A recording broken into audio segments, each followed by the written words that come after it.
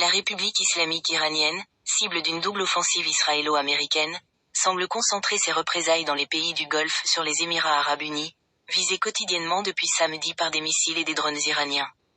Décryptage avec Karim Sader. De fortes explosions ont encore été entendues, lundi 2 mars, à Dubaï, capitale des Émirats arabes unis. L'Iran poursuivait, pour une troisième journée consécutive, ses représailles contre ses voisins du Golfe, entraînés dans une guerre qu'ils subissent, en réponse aux frappes américano-israéliennes qui visent son territoire. En particulier les Émirats arabes unis, où les frappes iraniennes ont fait 3 morts et 58 blessés, selon le ministère de la Défense. Si Téhéran assure viser des cibles militaires américaines dans la région, depuis plusieurs jours les images de panaches de fumée s'élevant au-dessus des gratte-ciel et des hôtels de luxe de Dubaï, mégapole de près de 4 millions d'habitants, et des dégâts infligés aux aéroports émiratis, tournent en boucle sur les réseaux sociaux.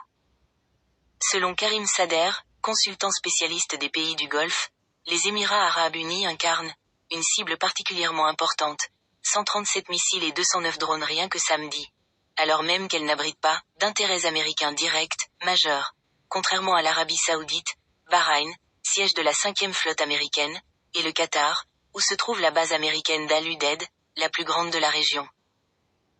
Une cible légitime pour Téhéran. En plus d'être une cible à portée de main pour les Iraniens, qui leur permet de manifester leur capacité de nuisance dans une zone particulièrement liée à l'économie du Golfe, les Émirats arabes unis sont signataires des accords d'Abraham et ont normalisé leurs relations avec Israël, rappelle-t-il. Ce qui rend cette cible, aux yeux de Téhéran, totalement légitime. Les Émirats arabes unis ont signé les accords d'Abraham de Donald Trump en 2020.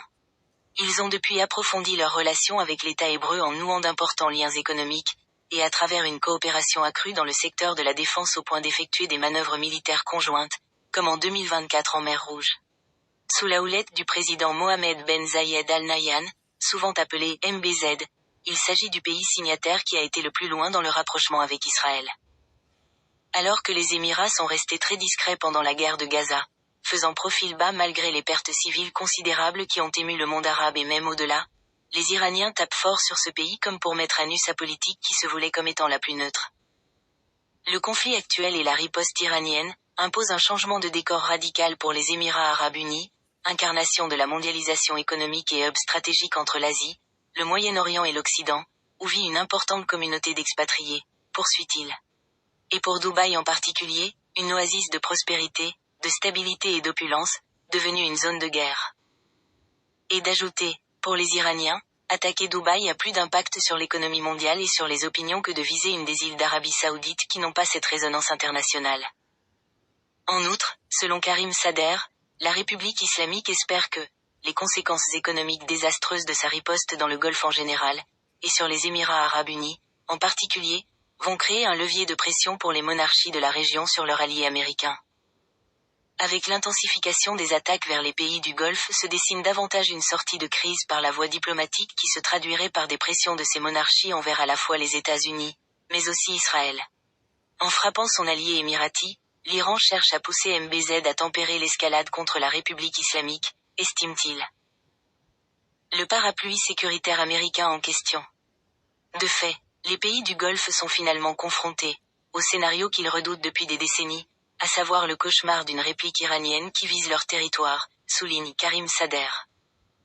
L'allié américain qui a placé sous son parapluie sécuritaire l'ensemble des pays de la région, de par sa présence militaire physique, dans les bases, et à travers les contrats mirobolants de vente d'armement, n'empêche pas l'Iran d'attaquer tous azimuts les pétromonts archis du Golfe.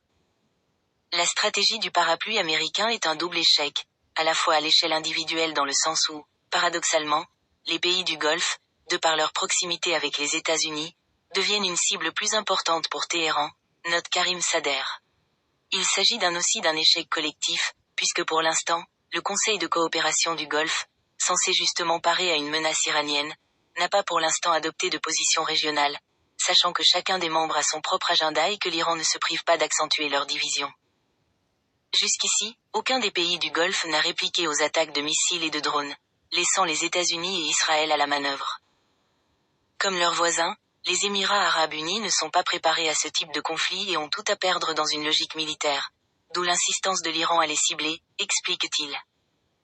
Le consultant rappelle que, ces dernières années, MBZ a principalement cherché à sécuriser les installations stratégiques du pays, qui, rappelle-t-il, dispose de sa propre industrie de défense, d'une capacité opérationnelle considérée comme la plus développée dans le Golfe, et de plusieurs bases militaires dans la région.